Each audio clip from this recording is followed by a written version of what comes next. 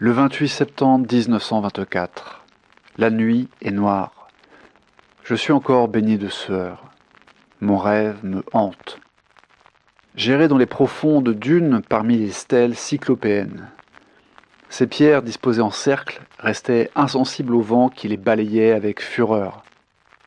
J'enfonçai ma main dans le sol. Aussitôt, je sentis le contact répugnant de cette chose qui cherchait à me happer. Je faisais des efforts désespérés pour me délivrer de l'affreuse étreinte.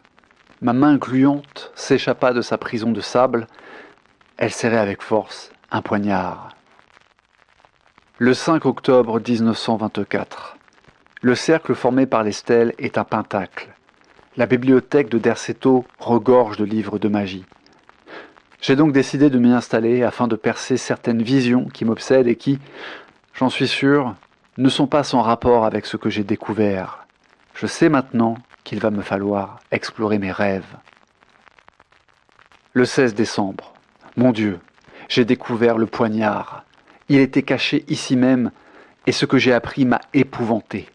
C'est un couteau sacrificiel destiné à quelque culte barbare. L'idée que cette lame d'acier ait pu fouiller les chairs me révulse. Mais je ne puis m'empêcher de poursuivre mes recherches. Derceto fourmille de trésors.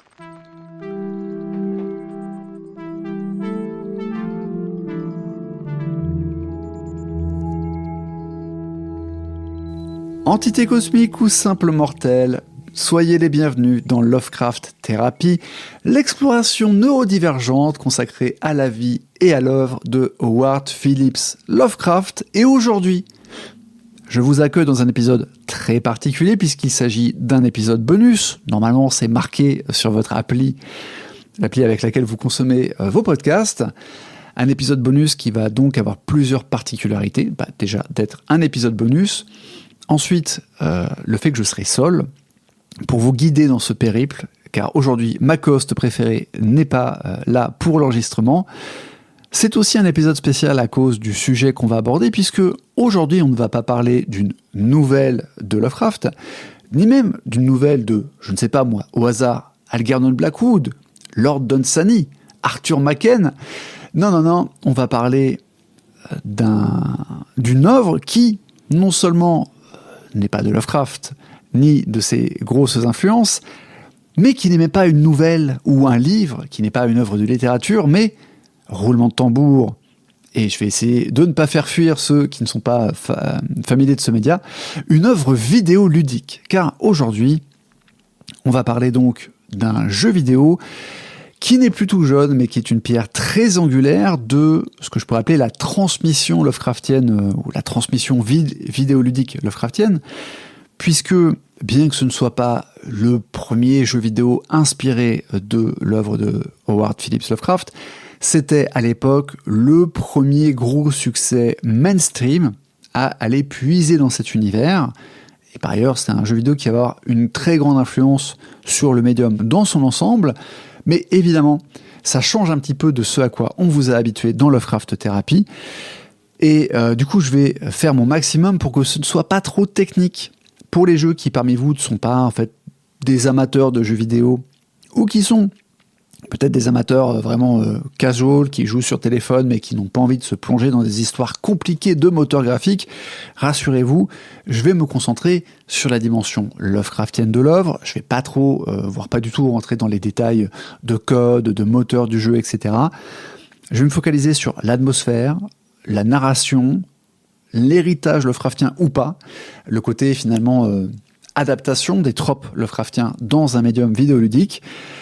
Et je vais faire en sorte que tout ça soit le plus convivial possible, puisque cet épisode devrait sortir pendant les fêtes de fin d'année. Et même si pour ma part, je ne fête ni Noël ni Yule, mais peut-être qu'un peu je fête le solstice d'hiver malgré tout, je sais que c'est une période parfois un peu compliquée pour les gens qui sont soit isolés ou soit un peu antisociaux comme moi, et qui peuvent se retrouver un peu en décalage dans un monde où tout le monde prend le train ou la voiture pour retourner dans sa famille le temps de quelques jours, passer à se reconnecter à des drames familiaux et à toutes les névroses accumulées pendant que nous, être asociaux, restons dans notre coin. Donc j'espère aussi que si certains d'entre vous se sentent un peu seuls pendant les fêtes, ça vous fera un petit bonus, une petite virgule sonore, et que vous retrouverez ainsi donc ma voix pendant quelques minutes, pendant peut-être une petite heure, 1 heure et demie, je pense, maximum, à tout casser.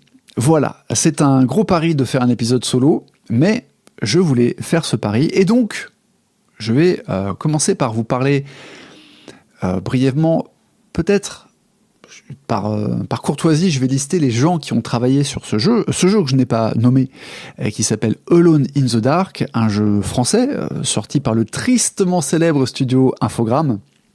Infogrames, vous connaissez forcément ce nom si vous regardez par exemple les vidéos du youtubeur Joueur du Grenier, puisque c'était un peu le boogeyman du rétro gaming, puisque c'était un studio qui avait, jusqu'à la sortie de Alone in the Dark, et le jeu est une vraie rupture par rapport à ça, mais avant la sortie de ce jeu très particulier, c'était un studio qui avait une philosophie quasiment d'escroquerie. Alors je le dis pas au sens purement juridique, mais le dirigeant du studio, qui s'appelle Bruno Bonnell, et qui, je crois, s'est retrouvé dans une équipe macroniste pendant peut-être le premier quinquennat de Macron. Oui, c'est totalement improbable.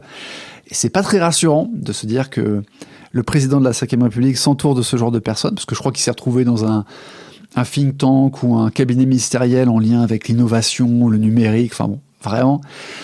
C'est pas très rassurant quand on sait que Bruno Bonnell, c'était basiquement, pour faire très court et rester pas trop péjoratif, un marchand de tapis. C'est-à-dire quelqu'un qui était plus ou moins bon en marketing, visiblement très très bon dans la négociation des contrats, mais qui, en fait, avait une vision très court-termiste, puisque son délire, c'était de sortir des jeux qui étaient basés sur une propriété intellectuelle plus ou moins guicheuse. Il y a eu des jeux, je crois, ou des jeux Tintin chez Infogrames. Voilà, le but, c'était que les gens ils aient une belle jaquette, un bel artwork sur la boîte du jeu, qui se disent « Ah, ça a l'air bien, je vais acheter ça à mes gamins ».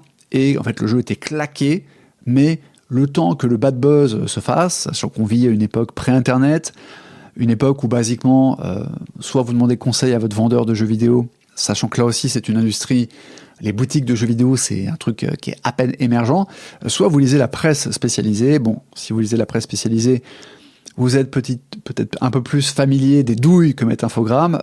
J'ai pas été remonter les archives de la presse pour voir à quel point les journalistes étaient plus ou moins condescendants, complaisants à l'égard d'Infogrames, parce que faut se rappeler que c'est un des trucs d'ailleurs qui a quasiment tué la presse vidéoludique, et je parle pas que de la presse écrite, je parle aussi de la presse internet.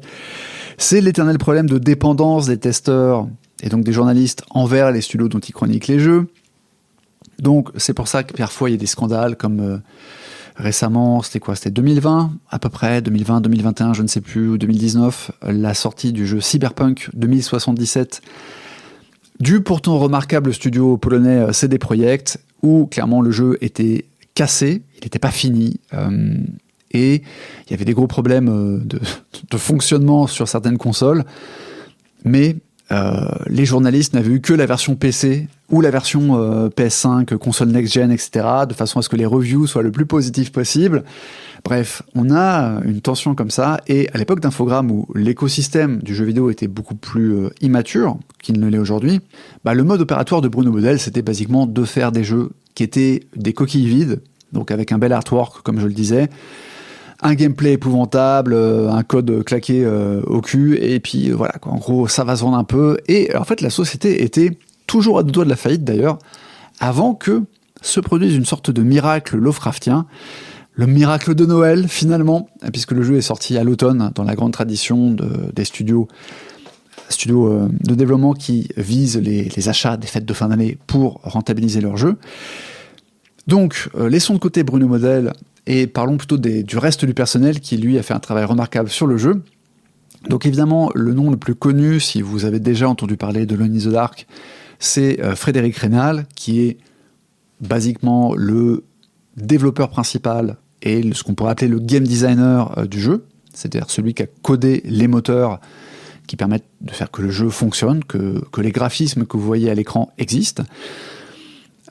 Secondé par ce qui était, je crois, à l'époque un stagiaire, mais qui est devenu un membre permanent d'Infogrames pendant quelques années, qui s'appelle Franck de Girolami, qui l'assistait aussi sur certaines tâches relatives à la 3D. Avec au graphisme, principalement Yael Barroz, qui va devenir d'ailleurs la compagne de Frédéric Reynal pendant le développement du jeu. Yael Barros, qui sera épaulée sur la fin du développement, parce que le développement a duré plusieurs années, ce qui est totalement anormal pour un jeu infogramme à l'époque, qui sera épaulé donc en les 6 derniers mois à peu près du développement par Frédéric Bourguin, ou Bourgin, je ne sais pas comment ça se dit, et Jean-Marc Toruella, avec un directeur artistique / modeleur. Je n'ai pas trop compris du coup ce que c'était un modeleur dans ces conditions, puisqu'il me semblait que les graphismes 3D étaient faits par Reynal et De Girolami, mais apparemment j'ai du mal à comprendre. Donc graphiste, modeleur / directeur artistique Didier Chanfray, qui va s'occuper donc de la modélisation et de l'animation des éléments en 3D, en partie, que ce soit des objets ou des monstres. Et surtout, très important, à la musique, Philippe Vachet, musique et bruitage, épaulé par une autre personne qui s'appelle Serge Plagnol, qui va bidouiller un petit peu dans le code pour que le moteur puisse mieux gérer le mélange de bruitage et de musique. Et surtout au scénario, Franck Manzetti, qui n'est pas du tout, enfin qui à l'époque n'était pas, et qui je crois n'est jamais devenu un professionnel du monde du jeu vidéo parce qu'il s'est fait escroquer par un infogramme. Et quand je vous dis que Bruno Bonnel a des méthodes de marchand de tapis, c'est pas juste une formule de style, c'est vraiment un mec avec assez peu de scrupules visiblement. Franck Manzetti, qui était fonctionnaire mais rôliste et maître de jeu sur Lyon, qui va se retrouver contacté par Infogrames pour faire un premier jet du scénario de Alone in the Dark, parce que le jeu doit être une adaptation, alors plus ou moins fidèle, mais en tout cas un jeu sous licence Chaosium, c'est-à-dire un jeu sous licence du jeu de rôle papier L'Appel de Cthulhu. On va voir que tout ça est un peu plus subtil. Franck Manzetti, à qui ils avaient promis, je crois, 6000 francs, aucune idée de ce que ça faisait à l'époque, en plus il faut prendre l'inflation en compte et tout, mais qui n'en a eu que 4000 sur les 6000 prévus, je crois. Voilà, hein, sympa. Pas de contrat, bref.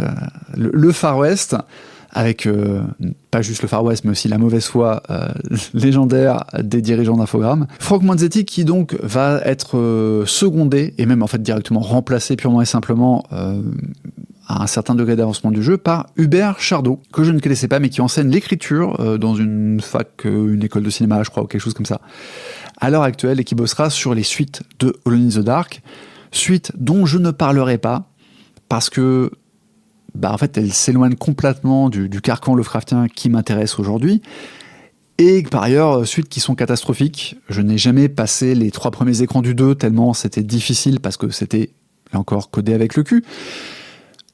Enfin, c'est pas le code, en fait, c'est que les gens ont essayé de faire au code quelque chose qu'ils n'étaient pas censés faire, puisque en gros, le 2, là où le premier jeu, Alone in the Dark, était un jeu d'atmosphère, d'horreur, et c'est même, certains disent, le tout premier survival horror. On y reviendra. Le terme survival horror devrait vous évoquer peut-être des franchises comme Resident Evil et Silent Hill, des jeux qui ont été adaptés dans des films, alors complètement claqués dans le cas de Resident Evil, mais plus ou moins intéressants dans le cas de Silent Hill, et surtout des licences qui existent toujours, puisque Resident Evil en est à son 8e opus numéroté. Mais en fait, il y a aussi des épisodes de Resident Evil qui ne sont pas numérotés. Donc, il y a Code Veronica, il y a les remakes, les remasters. Bref, je crois qu'il y a quasiment entre 15 et 20 jeux Resident Evil qui existent depuis le lancement de la saga. Je crois que c'était en 94 ou 95. Et Silent Hill aussi a connu quelques épisodes, sachant que le premier Silent Hill est sorti en 99. Bref, le survival horror, c'est quoi ? C'est un personnage qui va affronter des monstres, des énigmes, mais en étant toujours à la limite d'être submergé par l'adversité. C'est la différence avec un jeu d'action classique, puisque finalement, historiquement, dans les jeux vidéo, on a plein d'ennemis. Super Mario, il saute sur des tortues, il affronte des gongnins. Je connais pas bien le monde de Super Mario, donc il saute sur des champignons et des tortues, etc.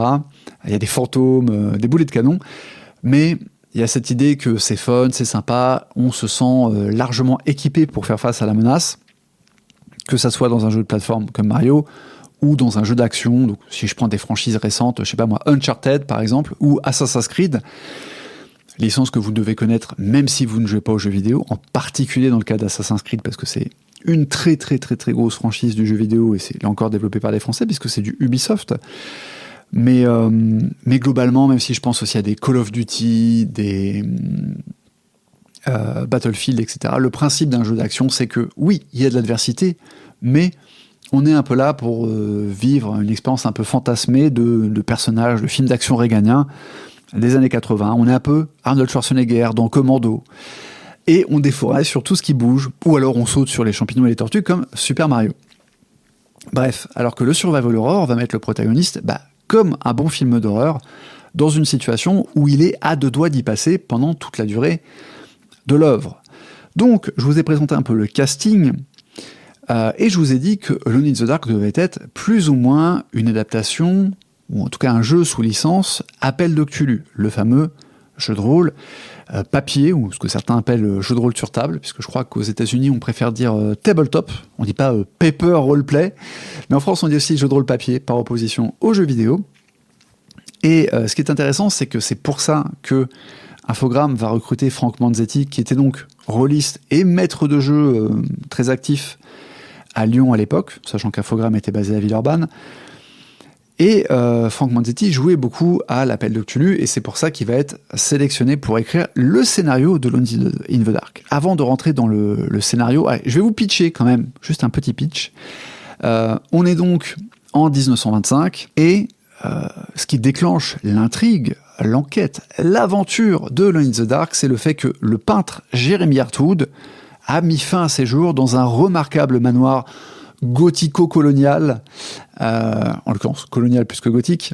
Il a mis fin à ses jours en se pendant dans le grenier de la demeure qui est située en Louisiane, une demeure qui a appartenu à un esclavagiste, et bien du coup le jeu vous propose d'aller explorer cette demeure pour élucider le mystère de sa mort. Enfin ça c'est si vous choisissez d'interpréter la nièce de Jeremy Hartwood, parce que si vous choisissez de jouer le détective privé, lui, il est juste mandaté par une antiquaire pour aller récupérer un piano. On se demande d'ailleurs comment il va faire pour récupérer le piano, puisqu'il arrive sur place dans une magnifique Ford T, je crois modèle 1915, mais en fait la voiture repart et il rentre à pied dans le manoir. Il a visiblement un chauffeur, un taxi, je ne sais pas trop. Comment va-t-il ramener ce piano sans camion de déménagement? Bon, tout ça est un petit peu farfelu parce que on est en 92, le jeu sort en octobre-novembre 92. La logique des jeux vidéo à l'époque est très particulière. Donc, c'est, je le répète, un médium qui n'est pas mature.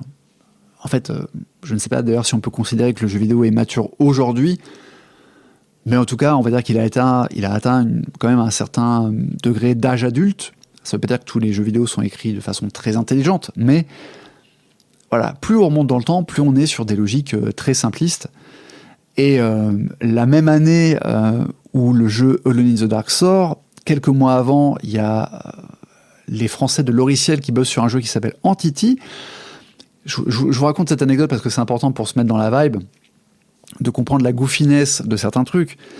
Donc Loriciel, qui je crois n'existe plus, bosse sur un jeu qui s'appelle Entity, dont la protagoniste est visiblement calqué sur le physique de Kim Basinger, qui à l'époque cartonne au cinéma, est un peu une des sex symboles avant d'être détrônée par Sharon Stone, basiquement.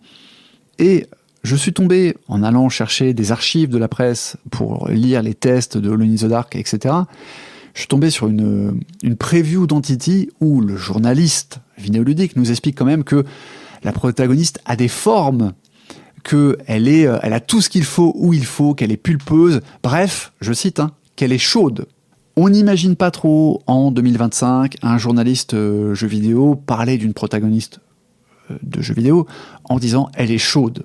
Vraiment, ça paraît complètement délirant, mais à l'époque, le jeu vidéo, c'est aussi ça. Il ne faut donc pas être très étonné que notre détective privé doit récupérer un piano sans avoir de camion. C'est d'ailleurs amusant que je sois obligé de vous dire que vous pouvez jouer avec deux personnages, parce que ça montre aussi le twist qui vient du changement de média, puisque il y a une intrigue, il y a des résolutions d'intrigue dans Alone in the Dark, il y a un vrai scénario qui est en fait très travaillé, il y a tout un univers, mais par définition c'est un média qui est interactif, et donc en fait, s'il n'y avait pas les suites, je ne pourrais pas vous dire c'est canon de jouer avec Emily Hartwood, donc la nièce du peintre Jérémy, où c'est canon de jouer avec le détective privé Edward Carnby. Bon, il s'avère que le personnage d'Emilia Tourte ne reviendra plus jamais dans la saga avant le reboot, je vais appeler ça comme ça pour faire très simple, le reboot qui est sorti en 2024, si je crois, ma mémoire, reboot dont je ne parlerai pas dans cet épisode, parce que franchement, c'est le seul bon autre jeu de toute la saga, et qui mériterait un épisode à part entière. J'ai fini le jeu 2 fois, puisque là aussi, fidèle à l'original, il vous propose d'incarner soit Emilia Hartwood, soit Edward Carnby, et pour le coup, il y a une vraie différence entre le gameplay, enfin pas le gameplay, mais il y a dans le jeu une petite sous-intrigue qui est propre à chaque personnage, pour vous dire, bah voilà, si vous voulez tester les 2 personnages jouables de ce reboot, voilà, vous avez quand même une incitation à le faire parce qu'il y a un petit segment du jeu qui est différent, et pour le coup j'ai trouvé que la version avec Emilia Hartwood était beaucoup plus intéressante que la version avec Edward Carnby. Je ferme là cette parenthèse.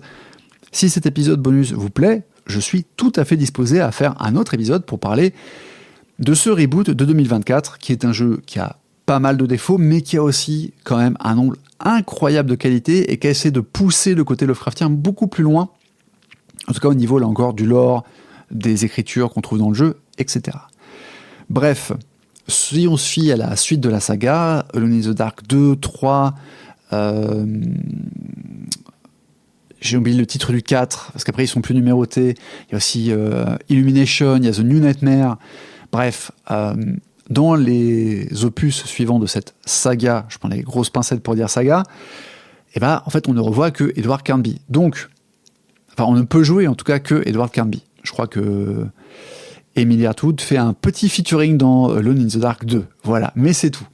Donc, je vais partir du principe que l'intrigue se déroule avec ce bon vieux détective moustachu, surnommé, paraît-il, le reptile, c'est ce qu'on apprend en début de jeu. Et donc, avant de rentrer plus avant dans ce que va vivre et ce que va découvrir notre détective, maintenant que je vous ai juste pitché le déclencheur de l'intrigue, ce peintre qui se suicide dans un manoir isolé au milieu d'une plantation de Louisiane, enfin d'une plantation, il n'y a plus d'esclaves puisqu'on est en 1925, mais vous voyez l'idée. Avant de rentrer en détail dans ce que notre détective va découvrir en essayant de s'échapper de cette maison hantée, de ce train fantôme à 4 étages, un rez-de-chaussée, un premier étage, un deuxième étage et un grenier, eh bien, il faut que je parle de cette histoire d'adaptation, de licence Chaosium Appel de Cthulhu. En fait, à l'époque où le jeu est en développement, Bruno Bodel, en tout cas Infogrames, est en négociation avec Chaosium, donc la boîte de jeux de rôle qui s'occupe principalement, qui est principalement connue pour l'Appel de Cthulhu. Jeu de rôle papier, donc, qui dit jeu de rôle papier dit Donjons et Dragons. Je pense que j'ai pas besoin de vous expliquer ce qu'est Donjons et Dragons. Et en gros, l'Appel de Cthulhu, c'est la version Lovecraftienne de ça, ce qui veut dire qu'il y a quand même beaucoup de différences avec un Donjons et Dragons classique, même si, bien sûr, dans le jeu de rôle papier, la manière dont vont se dérouler les parties, les aventures, les campagnes, dépend beaucoup de la vision du maître de jeu, mais pour schématiser, et là encore, il y a une question de maturité du média, dans les années 80, les gens qui jouaient à Donjons et Dragons, c'était quand même beaucoup le truc de... c'est ce qu'on appelle le fameux gros bill, c'est-à-dire... je vais jouer un barbare, et puis à chaque fois que je vais tuer un monstre, je vais gagner de l'expérience, donc je vais pouvoir monter en niveau, avoir une épée de plus en plus grosse, et au bout de 157 heures de jeu, je serai le chef d'une petite armée, je serai quasiment invincible avec ma grosse armure, etc. Je caricature, on peut mettre plein de finesses dans les jeux de rôle, mais Donjons et Dragons avait cette idée quand même de dire « vous allez vivre une aventure épique ». L'Appel de Cthulhu dit « vous allez vivre une aventure Lovecraftienne », et donc ça va pas être vraiment épique, puisque les personnages de Lovecraft sont généralement des victimes, on peut le dire, victimes de leur curiosité, parfois, victimes de malédictions familiales. Bref, le principe de l'Appel de Cthulhu, qui je crois était un moment sous-titré le jeu d'investigation occulte dans l'univers de H.P. Lovecraft, je crois que c'était un peu ça le sous-titre, je vous dis ça... Je n'ai fait que 10 ans d'Appel de Cthulhu, mais c'était dans les années 2010, et je ne me rappelle pas de toutes les versions du jeu par rapport aux années 80. Donc, en gros, un jeu qui va être basé sur la peur, sur l'atmosphère, sur un travail plus intellectuel, moins basé sur les combats, parce que même si on peut gagner certains combats dans l'Appel de Cthulhu, en fait, ça dépend des combats contre qui, contre quel personnage humain ou contre quel monstre, il y a tôt ou tard un moment dans un jeu, une campagne de l'appel de Cthulhu, ou même un petit scénario, où vous allez tomber sur des créatures qui sont basiquement immortelles, les grands anciens par exemple, ou sur des créatures qui peuvent être tuées, mais votre personnage, enfin vos personnages, parce que ça se joue rarement solo, une aventure de l'appel de Cthulhu, votre équipe deviendra folle avant d'avoir pu abattre la créature à cause de sa monstruosité.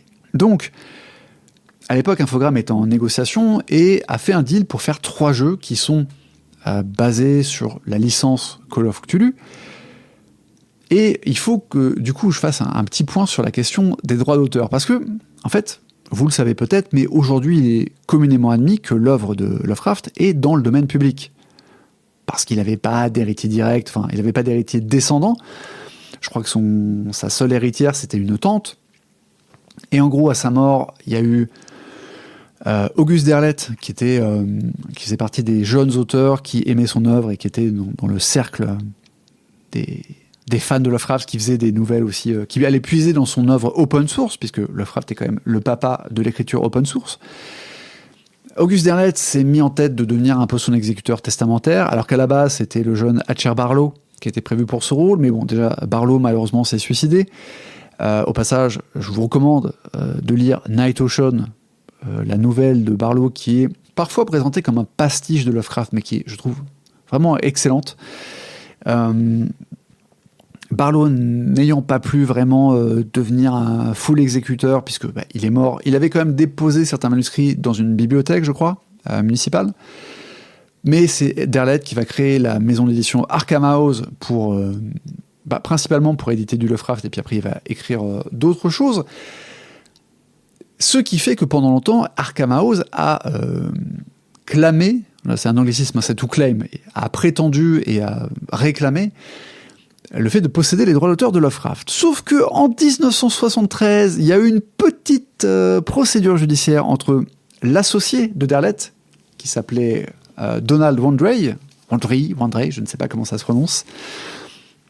Donc Wandrei a attaqué Arkham House en justice, et en gros, l'avocat de la maison d'édition lui-même, à un moment, a admis devant le tribunal que, en fait, techniquement, pour faire très simple, vous savez que certaines nouvelles de Lovecraft avaient été publiées dans ce qu'on appelle les pulp, les magazines pulp, donc notamment Weird Tales. Et donc, à partir de là, il y a une notion de copyright, c'est-à-dire que Arkham House avait racheté, ou en tout cas prétendait avoir racheté les copyrights aux magazines pulp en question. Je crois d'ailleurs qu'à un moment, ils ont même tenté de racheter les magazines dans leur intégralité, quoi. La rédaction, etc., la boîte qui éditait les magazines. Mais en gros, il y avait une équation dans la tête de Derleth qui disait Lovecraft a publié certaines de ses œuvres dans ces magazines-là, on rachète le droit de publication à l'œuvre et donc on peut publier. Sauf que, en fait, il y avait un truc, c'était la loi américaine telle qu'elle fonctionnait à l'époque, où en fait tu accordais un droit pour une publication unique et fallait ensuite après renouveler ce droit. Donc il fallait que le magazine pulp rachète régulièrement, renouvelle en fait son droit de publication auprès de l'auteur, ce qui n'avait pas été fait. Donc bref, je vous la fais courte. L'avocat de Arkham House a avoué devant la cour que, en gros, en fait, ça faisait longtemps que, comme en fait les magazines en question n'avaient pas renouvelé le copyright et que Arkham House du coup n'avait pas pu les renouveler. Bref, en fait, malgré ce que clamait Arkham House et malgré le fait que eux faisaient payer une licence à Chaosium pour le jeu de rôle L'Appel de Cthulhu, pour que Chaosium puisse utiliser des termes Lovecraftiens dans le jeu de rôle, et puis en fait, non, l'œuvre de Lovecraft était intégralement dans le domaine public. Bon, fin de l'histoire, mais ce qui est intéressant, c'est que je me suis dit, ok, mais du coup, pourquoi Infogrames avait besoin d'une licence Chaosium pour faire des jeux Lovecraftiens ? Et en fait, ils n'avaient pas besoin d'une licence Chaosium pour faire des jeux Lovecraftiens.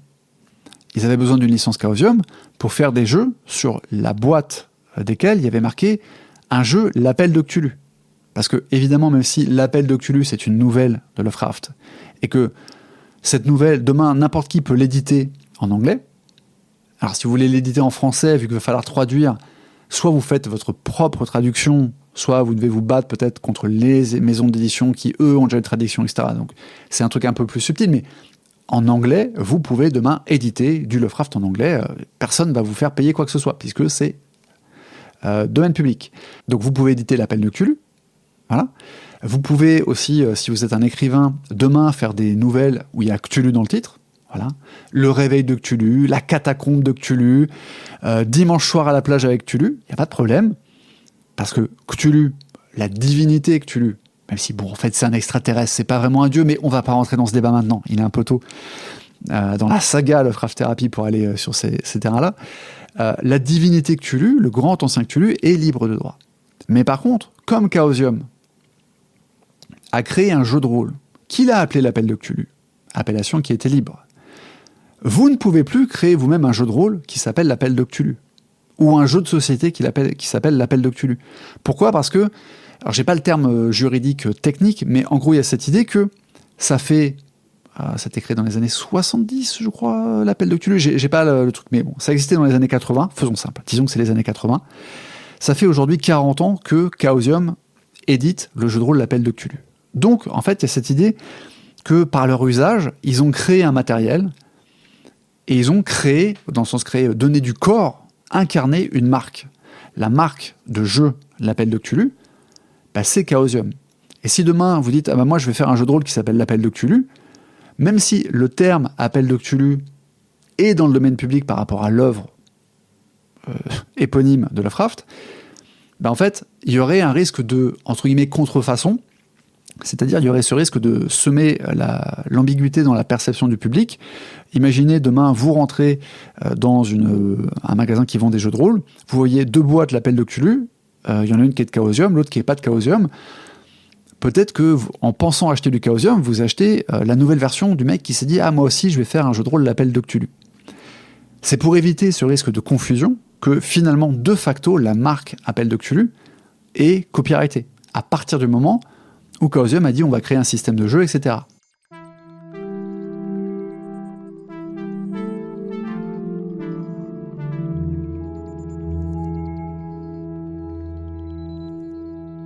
Je voulais faire cette parenthèse sur la notion des droits d'auteur de Lovecraftien parce que moi, ça m'intriguait de me dire, mais en fait, pourquoi Infogrames avait besoin d'une licence Chaosium ? Et surtout, pourquoi, une fois qu'ils ont sorti Alone in the Dark du deal, pourquoi ils ont pu mettre des trucs Lovecraftiens dedans ? Parce qu'il y a Cthulhu qui est cité, il y a le Necronomicon, etc. Et la réponse, c'est juste que, en fait, l'usage des divinités, des noms de grands anciens Lovecraftiens, l'usage des personnages ou des monstres récurrents de Lovecraft n'est pas protégé.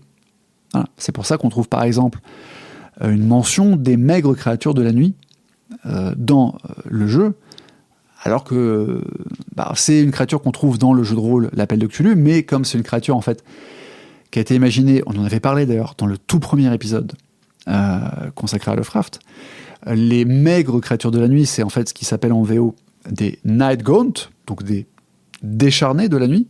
Malgré la mainmise de Chaosium sur certains systèmes de jeu, etc., la créature type Night Gaunt, elle n'appartient pas à Chaosium, etc.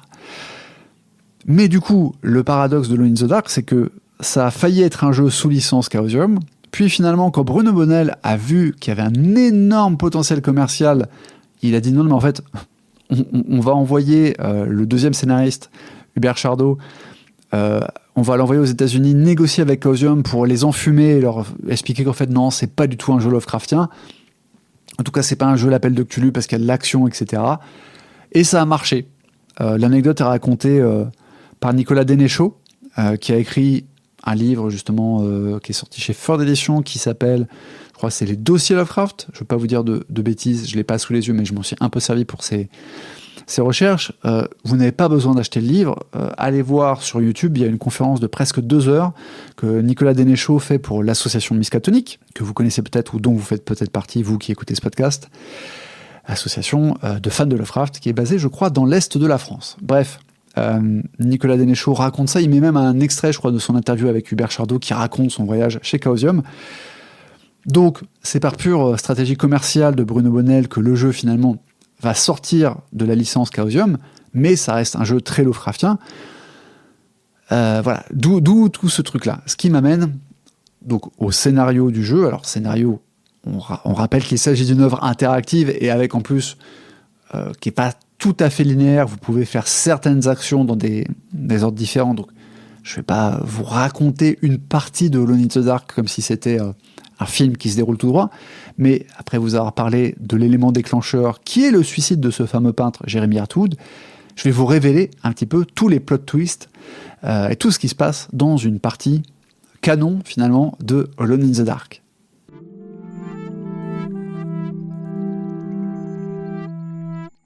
Nous sommes en 1925 et le détective Edward Kirby va explorer le manoir d'Erceto pour récupérer son déménageur un piano qui contient un petit tiroir caché, un piano qui se trouve au grenier, là où s'est pendu Jeremy Hartwood. Ça met tout de suite l'ambiance. Et donc le jeu s'ouvre, après que vous ayez choisi votre personnage, le jeu s'ouvre sur une cinématique avec un pixel art que je trouve pas tout à fait magnifique, mais quand même fort charmant si vous aimez le pixel art, et qui était à l'époque vraiment de très bonne facture. On a cette cinématique où le personnage, qui lui est en polygone 3D, se déplace dans des magnifiques décors en pixel art et va traverser le jardin pour arriver à la maison, va donc ouvrir la grande double porte du rez-de-chaussée, va aller tout droit au fond, prendre l'escalier qui est style art déco, je trouve, même si le reste de la déco est plutôt style art nouveau.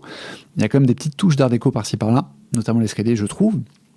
Il va monter au premier étage, et puis au deuxième étage, il va traverser le couloir du deuxième étage, couloir où on aperçoit que le plancher semble fissuré par endroits, et puis au bout du deuxième étage, il y a un petit escalier plus étroit qui l'emmène au grenier, et là, le jeu donne les commandes aux joueurs. C'est vous qui passez à l'action, et vous allez très rapidement être confronté à un premier problème, c'est qu'au bout de quelques secondes, allez, peut-être au bout d'une minute de jeu, il y a un monstre qui surgit à la fenêtre du grenier, un monstre qui semblerait être une goule. Voilà, il y a des ghouls dans l'œuvre de Lovecraft, même si on n'en a pas encore parlé dans Lovecraft Therapy, normalement. Vous savez que les ghouls, c'est un truc qui est omniprésent dans la quête onirique de Kadat l'inconnu et dans les aventures de Randolph Carter, même s'il y en a d'autres. Par exemple, dans le modèle de Pickman, par exemple, dans... j'ai oublié le nom, cette nouvelle qui se passe... c'est le témoignage de Randolph Carter, je crois, qui se passe en partie dans un cimetière. Bref, la goule, cette créature anthropomorphe, mais un peu canine, qui en gros mange des cadavres, et qui dans ce jeu n'est pas du tout réussi, puisque les développeurs eux-mêmes, et je crois que les joueurs ont pris l'habitude de l'appeler comme ça, surnomment cette goule le poulet zombie, parce qu'en fait les gens n'arrivaient pas vraiment à comprendre ce que c'était. Et c'est vrai qu'on a l'impression que ça a un gros corps un peu rond, même si ça n'a pas d'aile, ça évoque effectivement une poule, avec un bec, sauf qu'en fait c'est pas un bec, c'est un museau élancé, hérissé dedans, qui se voulait du coup un museau un peu canin, et un peu relatif au loup, hein, lupanard, non, je n'ai pas le terme, bref. Et donc, vous êtes attaqué par cette goule que vous allez pouvoir vaincre en faisant de la savate, puisque visiblement, c'est peut-être parce que le jeu a été développé par les Français, mais Edward Kirby, il fait pas de la boxe anglaise, il fait plutôt de la boxe française, et il a une très bonne allonge sur les coups de pied. Mais, en fait, il y avait une alternative au fait de vous coltiner la goule, c'est que, juste à côté de la fenêtre qui va être prise d'assaut, il y a une grosse armoire normande, il y a des Français en Louisiane, donc ça doit être une armoire normande, et vous pouvez la tirer pour bloquer la fenêtre avec. Vraiment un peu en mode film d'horreur où on se barricade dans une maison pour échapper à des assaillants. Et en fait, si vous faites ça, vous entendez le déclenchement de la musique d'action, vous entendez le bruit de la vitre qui casse, mais la goule ne rentre pas. Parce que, du coup, Alone in the Dark n'est pas vraiment un jeu d'action, même si vous pouvez vous battre et vous allez devoir vous battre avec certains monstres. Certains combats, une petite poignée d'entre eux, sont inévitables, sauf si vous êtes un speedrunner. Mais en fait, le jeu va tout de suite mettre l'accent sur la réflexion. Alors, on pourrait se dire, ok, mais combien de joueurs ont pensé à tirer la commode, parce qu'on n'a pas beaucoup de temps pour le faire. En vérité, petit 1, c'était déjà quelque chose qui était expliqué dans les tests. En tout cas, dans le test qui a été fait par le magazine Génération 4, qui est celui que j'ai relu pour préparer cet épisode, parce que c'est celui que j'avais lu à l'époque. Voilà, quand j'étais adolescent, j'achetais Génération 4. Et c'est même grâce à eux que j'ai découvert Lovecraft. En vérité, peut-être que si j'y pense, je finirai sur cette petite anecdote personnelle, mais peut-être que je vais l'oublier. Mon prompteur n'est pas... mon fil directeur de podcast n'est pas extrêmement structuré. Et vous l'entendez, je pense, à mes nombreuses digressions. Donc c'était expliqué dans les revues, mais bon, admettons que vous achetiez le jeu sans avoir lu un test dans une revue vidéoludique avec des journalistes un peu libidineux qui vous expliquent que tel personnage de tel jeu est chaude. Eh bien, en fait, au moment où le jeu commence, au tout début de Alone in the Dark, avant que la partie se lance, quand vous en êtes à l'écran où vous devez choisir entre Emily Hartwood et Edward Cartby, en fait, chaque personnage a un petit monologue qui s'active lorsque vous allez sur son icône pour faire votre choix, en fait. Et Emily Hartwood explique, dans son monologue, elle dit « Ah, mais pourquoi mon oncle avait-il calfeutré la fenêtre avec une armoire, etc. » Donc en fait, vous avez des indices déjà au début qui vous permettent de faire le test, de vous dire « Attends, il n'avait pas caché une fenêtre avec l'armoire là ? Est-ce que je peux tirer l'armoire, etc. » Et que vous tabassiez la goule à coup de latte, ou que vous l'empêchez de rentrer grâce à l'armoire, et vous allez revivre à peu près la même chose quelques instants plus tard, puisqu'une trappe va s'ouvrir dans le grenier et un zombie verdâtre va en sortir, un zombie verdâtre en haillons. Mais là encore, il y a une énorme malle qui est juste à côté, et vous pouvez tirer la malle pour la mettre sur la trappe, et du coup, le monstre ne rentre pas, et ça vous évite déjà 2 combats, ce qui est pas mal quand vous venez de prendre le jeu en main. Surtout le poulet zombie ghoul, qui est vraiment pénible à combattre. Les zombies, c'est assez facile. À partir de là, on a donc notre Edward Cartby qui est à l'étage, qui a fouillé le piano, qui a vu qu'il y avait effectivement un tiroir caché, secret, dans le côté du piano, qui retrouve la lettre de suicide de Jeremy Hartwood, lettre que je crois avoir d'ailleurs sous mes yeux. Ils arrivent, j'ai libéré des forces infernales, je dois en payer le prix. Derceto est la proie du mal, le soleil vient de se coucher. Ils trouveront mon corps sans vie. J'imagine la fureur du maître et la terreur de ses esclaves. J'entends leurs pas. Certains comprendront peut-être mon geste. Dieu me pardonne. Adieu, Jeremy Hartwood. Bon, l'écriture est un peu décousue. Derceto est la proie du mal, le soleil vient de se coucher. Ouais, bon, ok, c'est la nuit, mais bon, c'est un peu bizarre de dire le soleil vient de se coucher dans une lettre d'adieu. Mais puisque le personnage est censé être fou, il va quand même se suicider, donc a priori, quelque chose ne tourne pas rond chez lui. On peut mettre ce style rédactionnel un peu aléatoire sur le compte de son état mental. Sauf que maintenant que Carnby est à l'étage, et du coup, bon, il peut toujours pas descendre le piano, mais apparemment, je sais pas. c'est là que la logique vidéoludique marque un peu son frein. C'est qu'au début, il vous dit oui, l'antiquaire m'a demandé d'aller récupérer le piano, mais bon, comme je l'ai dit, il n'a pas de camion de déménagement, et puis surtout, à aucun moment, le jeu ne vous propose de tirer le piano. Il y a cette idée qu'en fait, vous rentrez dans la maison. Et ça, c'est dans la cinématique de début d'ailleurs, quand vous passez la grande double porte du rez-de-chaussée, elle se ferme derrière vous, elle se ferme toute seule. Ce qui fait se retourner le personnage, bon, voilà, ok. Mais en fait, la situation, c'est que vous êtes prisonnier. Parce que effectivement, ce manoir est tenté par des forces innommables.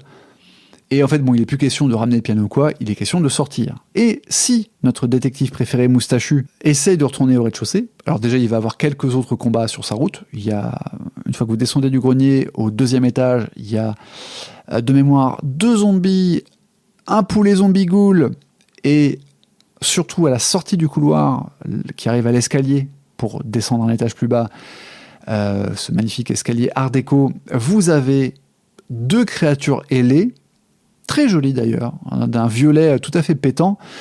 En fait, ces créatures, ce sont des fameuses maigres créatures de la nuit, terme Lovecraftien / Chaosium, des fameux Night Gaunt, dont Lovecraft avait rêvé lorsqu'il était enfant. Vous allez faire disparaître tout ce bon monde. Alors, les monstres précédents, zombies et ghouls, vous les tabassez basiquement.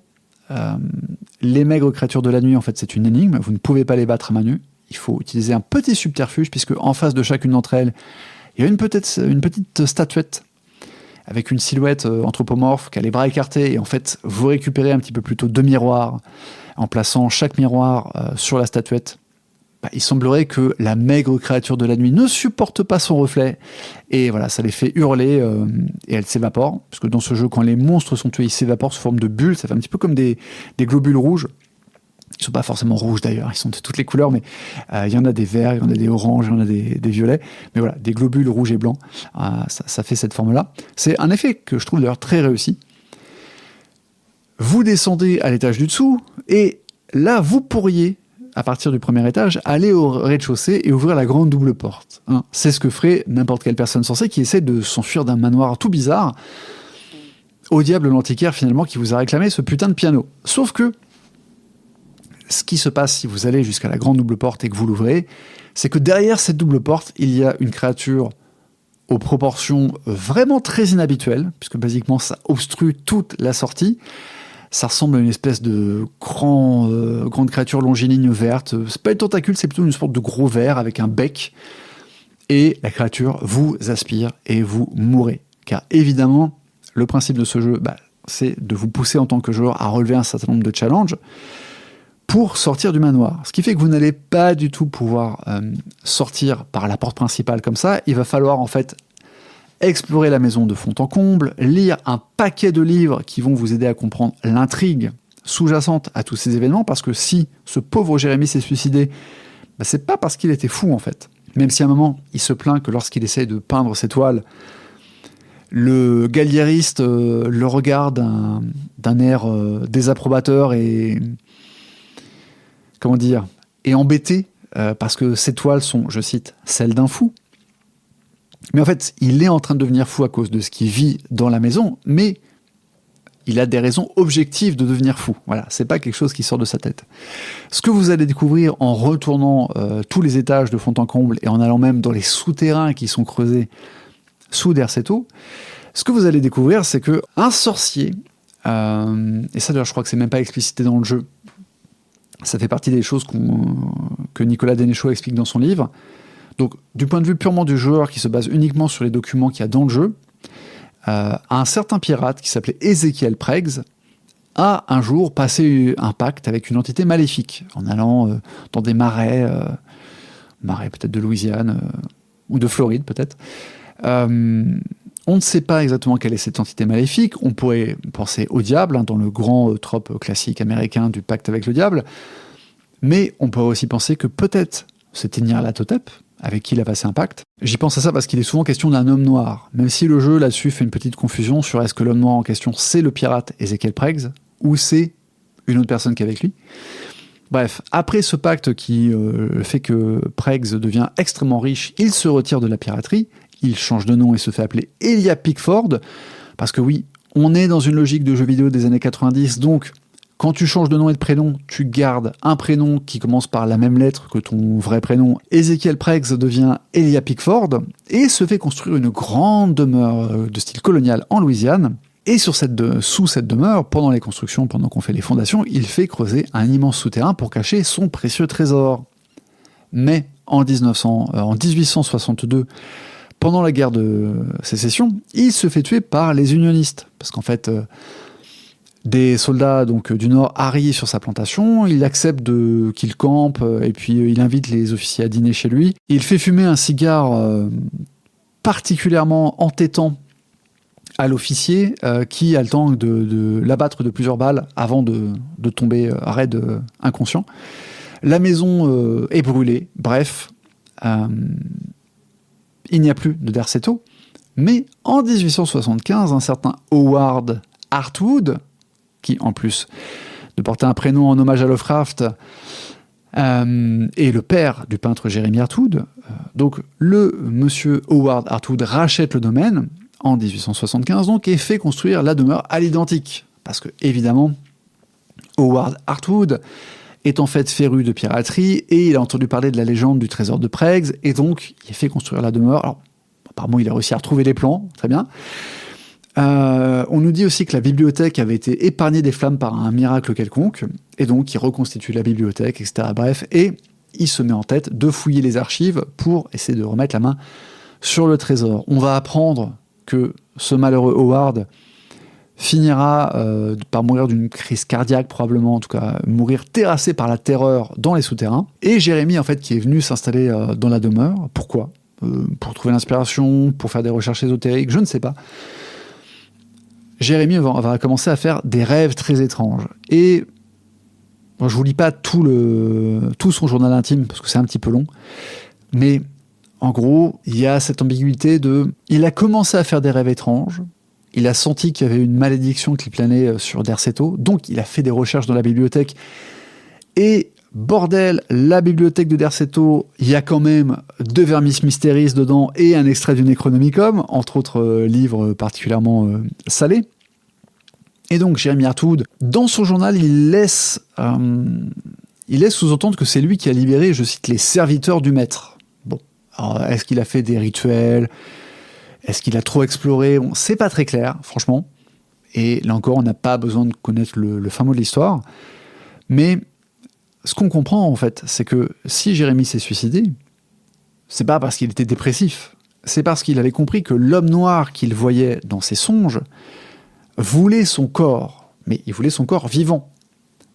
Pourquoi ? Parce qu'en fait, l'homme noir dont rêve Jérémy, bon, apparemment, c'est pas Nyarlathotep, du coup, cet homme noir, c'est le pirate Ezekiel Preggs, alias Elia Pickford, qui, en fait, comme il avait passé un pacte avec des forces occultes, avait obtenu l'immortalité, mais on va dire une immortalité de l'âme et de l'esprit, plutôt que du vrai corps charnel.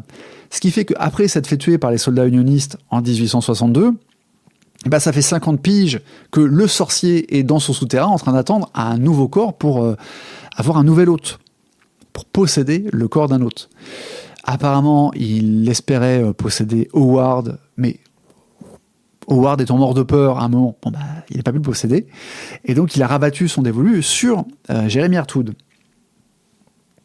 Et donc Jérémy, comprenant le plan terrible de ce sorcier, décide de mettre fin à ses jours, en mode, bah, mon pote, puisque je ne peux pas quitter le manoir, on ne sait pas pourquoi d'ailleurs il n'arrive pas à quitter le manoir, parce qu'il faut bien qu'il se suicide pour que le jeu commence. Jérémy décide que, puisque c'est ça, tu ne mourras pas vivant, et donc si je meurs, tu ne pourras pas m'utiliser comme un hôte.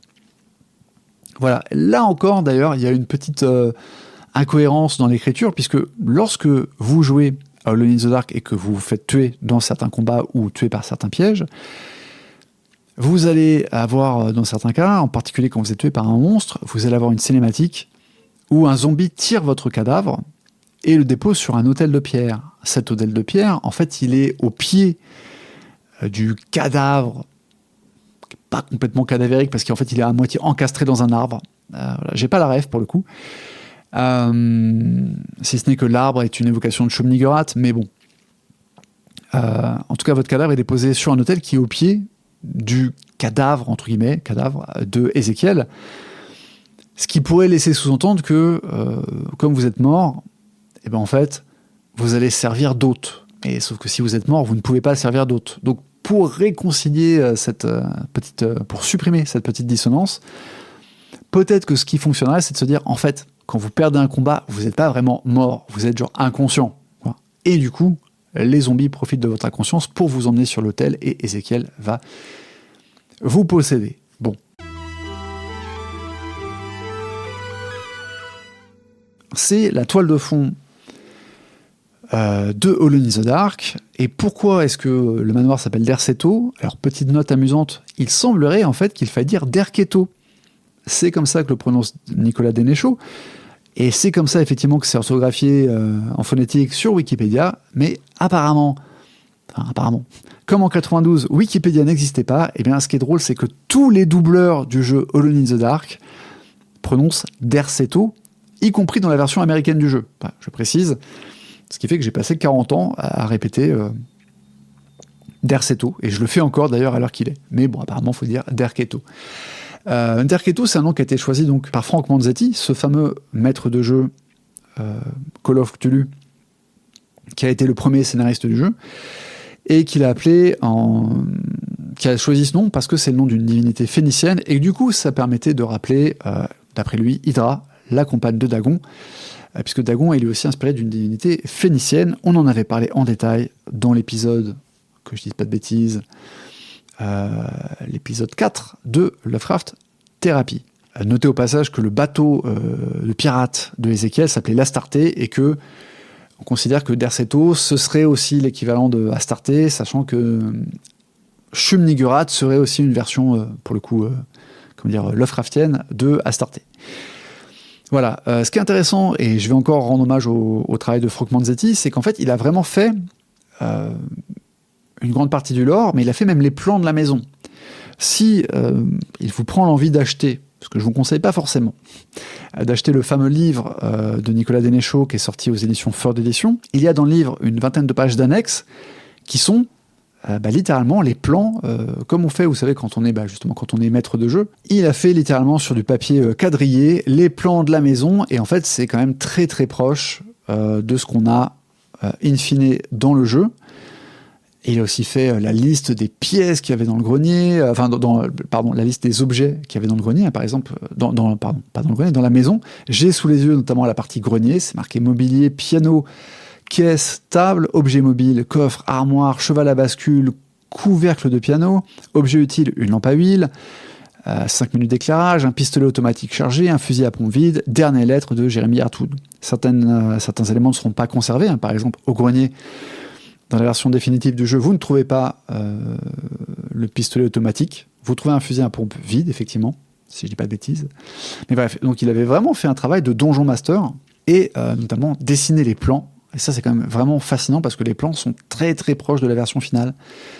Il n'y a quasiment aucune différence. Et Didier Chanfray, donc le fameux directeur artistique, a refait aussi une vue en coupe latérale, mais franchement, ça change quasiment rien par rapport au travail de Manzetti. Ici, le Frédéric du montage. Une précision importante que j'ai oublié de faire lors de l'enregistrement au sujet de ces fameuses annexes. Je dois être transparent avec vous, j'estime vraiment que c'est important de le préciser. Moi, j'ai acheté ce fameux livre, Les dossiers Alone in the Dark, enquête sur les origines du Survival Horror, directement sur le site de Ford Éditions, et je l'ai acheté en version numérique. Sauf que je me suis rendu compte pendant ma lecture que les fameuses annexes dont je vous ai parlé n'étaient pas inclus dans la version numérique. Je me suis dit qu'il s'agissait peut-être d'une erreur. J'ai contacté les éditions Ford, j'ai contacté leur service client en leur disant voilà, peut-être que le fichier est défectueux, je sais pas, c'est pas la bonne version. Est-ce que vous pouvez m'envoyer la version complète du livre, s'il vous plaît, du livre numérique?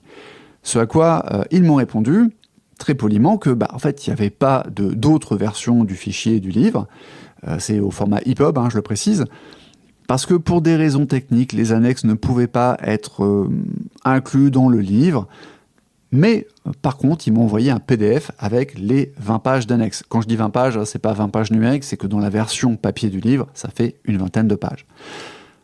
Donc, le truc qui me dérange un peu dans cette expérience, même si tout est bien qui finit bien parce que j'ai eu ce pourquoi j'avais payé, le truc c'est que ce n'est marqué nulle part sur la page de vente du livre qu'il y a une différence entre la version numérique du livre et la version physique. Ce n'est pas précisé qu'il manque la vingtaine de pages des annexes, sachant que le livre physique fait à peu près 250 pages, donc il manque quasiment 10% du contenu du livre dans la version numérique, et je suppose que la plupart des gens qui ont acheté le livre et qui n'ont pas fait attention, et qui n'ont pas réclamé leurs annexes, ne les ont jamais eues.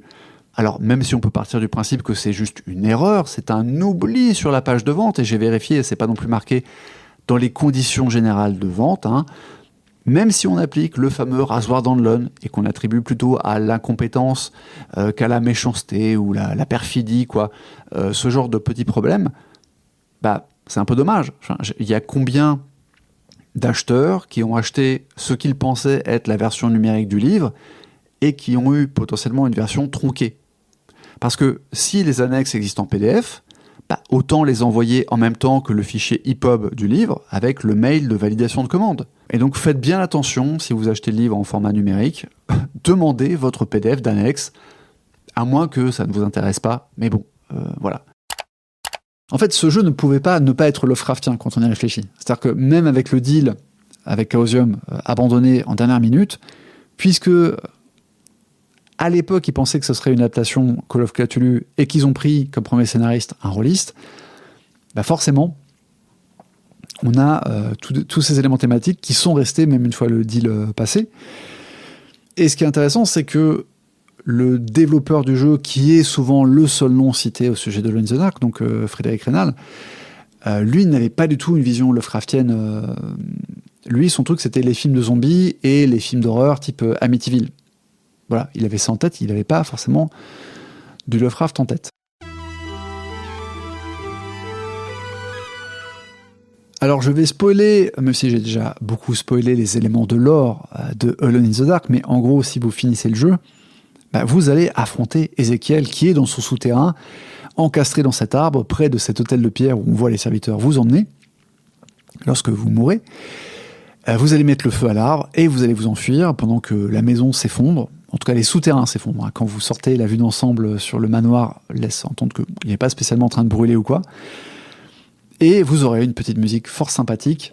Et votre personnage, dans le cas d'Edward Kirby, fera même un espèce de... C'est pas du moonwalk, mais il fera une sorte de saut au grand écart digne de Michael Jackson. Pour arriver à ce happy ending, il va quand même falloir trucider des monstres, comme je l'ai dit. Il va falloir lire beaucoup de livres qui vous donnent des indices sur un certain nombre d'énigmes à résoudre. Et ce qui est intéressant, c'est que le jeu, en fait, est un peu à la croisée de ses influences. C'est-à-dire qu'on a tout le côté Lovecraftien qui est indéniable, et je reparlais encore là sur le travail de Frank Manzetti, travail auquel est resté fidèle Hubert Chardot, puisque en fait, ce qui est apparemment clair, vu l'impact, vu à quel point Manzetti avait travaillé au début, c'est que Chardot va surtout se charger d'écrire les livres qu'on trouve dans le jeu, et rester en fait fidèle, on va dire, au lore et aux éléments qui ont été donnés en amont par Manzetti. Donc on a cette influence Lovecraftienne qui est au cœur du projet. On a le côté un peu plus train fantôme, film de zombies, qui est dans la tête de Frédéric Reynal quand il développe ce jeu de maison hantée, parce que c'est ça finalement.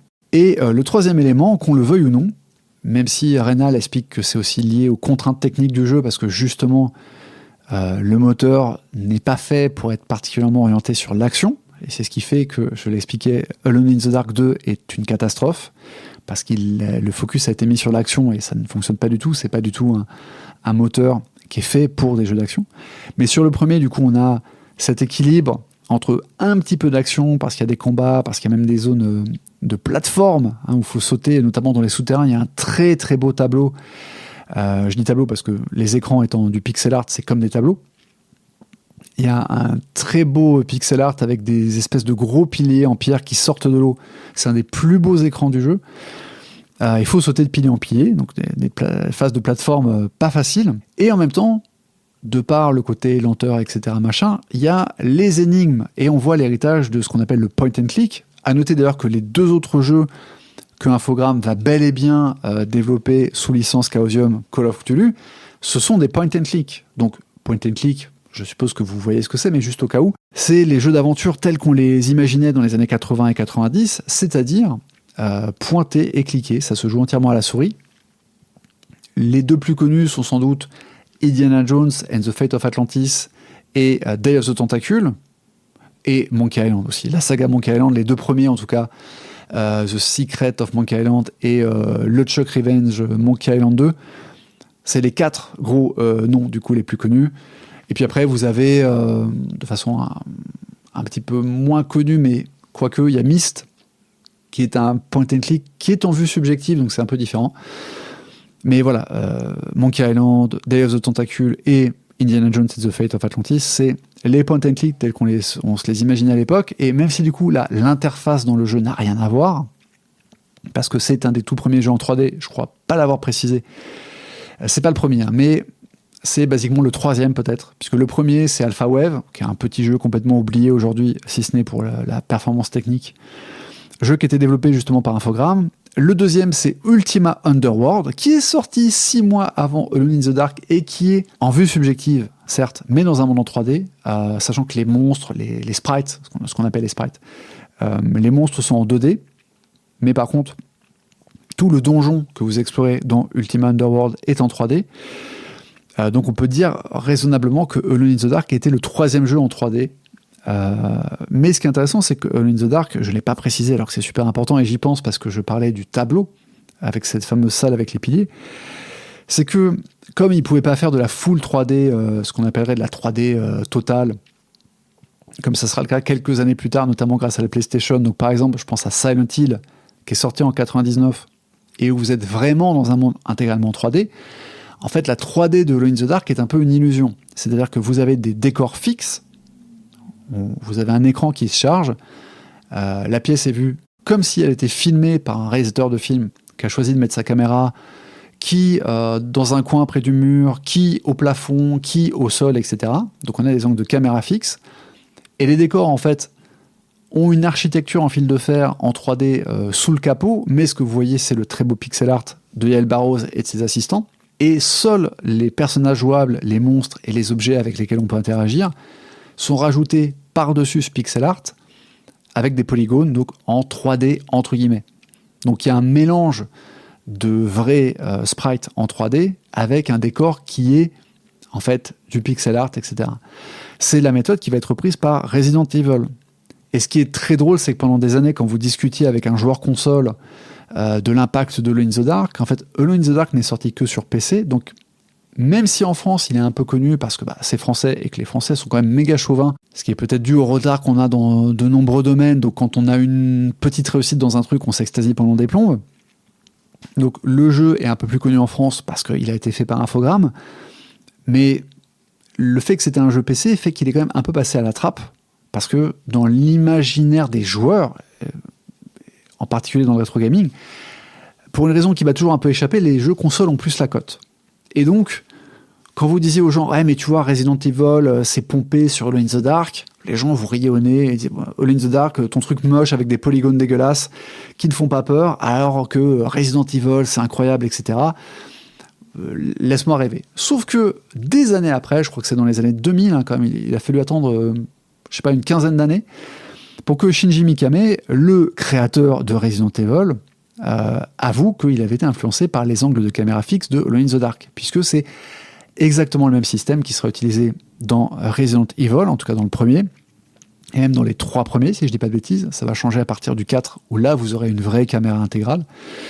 Mais dans le premier, vous avez ce système d'écran fixe, de tableau, en quelque sorte, avec des sprites en vrai polygone 3D qui se déplacent dans le tableau. Donc j'ai un peu digressé sur le fait que l'interface du jeu n'avait rien à voir avec un point and click, mais par contre, cette logique de jeu d'énigmes, c'est un truc qui vient complètement des point and click. Ce qui est intéressant, c'est que dans Alone in the Dark, il y a, de part peut-être le fait que ça devait être un jeu Call of Cthulhu, il y a une vraie filiation avec ce que je pourrais appeler l'énigme Lovecraftienne, puisque la plupart des énigmes ont leur solution dans des livres. Et en fait, d'ailleurs, il y a, à ma connaissance, aucune énigme qui n'est pas explicitée par un livre. Ce qui va m'amener à la dernière section de ce podcast. Je voudrais réfléchir avec vous sur est-ce que Alone in the Dark est finalement une bonne ou une mauvaise adaptation de Lovecraft en jeu vidéo. Et là, j'ai envie de dire oui et non. Très clairement, il y a un vrai héritage Lovecraftien, un vrai hommage au maître de Providence, par le fait que la plupart des énigmes, si ce n'est la totalité, je le répète, je vois pas d'énigmes qui ne se résolveraient pas, à l'exception peut-être de la salle où il faut faire danser des fantômes en choisissant la bonne musique. Voilà, c'est du try and error, puisque vous trouvez 3 disques vinyles dans la maison, vous testez les 3, et puis il y en a un qui fait danser les fantômes, et pas les autres. Mais sinon, la quasi-totalité des puzzles se résolvent grâce à des indices qui vous sont donnés dans des livres. Et des livres, il y en a beaucoup dans le jeu. J'en ai compté une dizaine ou une douzaine même, je crois, si on met de côté le journal de Jeremy Atwood et la petite lettre qu'il a laissée. Donc il y a beaucoup de lectures, des lectures d'ouvrages fictifs qui ont été écrits. Alors écrits, attention, même s'il y en a qui font une dizaine de pages, c'est des petites pages, il y a beaucoup d'espace entre les mots. Et puis voilà, en fait, ça se lit vite. Personne n'a écrit des livres en intégralité, mais par contre, tous ces extraits sont des extraits de livres fictifs qui ont été écrits pour les besoins du jeu. On trouve par exemple le journal de Lord Boleskine, qui fera son apparition dans un autre jeu, Infogrames / Chaosium, qui est le fascinant Shadow of the Comet. Je ne vais pas dire que c'est un bon jeu, mais c'est un jeu fascinant, que j'aime beaucoup pour ma part. Donc le fameux journal de Lord Boleskine, on va avoir Les créatures de la nuit par Hubertus le Chauve, ce qui est complètement, bien sûr, un clin d'œil à Hubert Chardot. On va avoir Démonia Particularis, Signes et Rituels, par Heinrich Cassel, Le Poignard du Sacrifice, le livre de Yael, en référence, bien sûr, à Yael Barroz, sous-titré Rites eucharistiques des cultes maudits.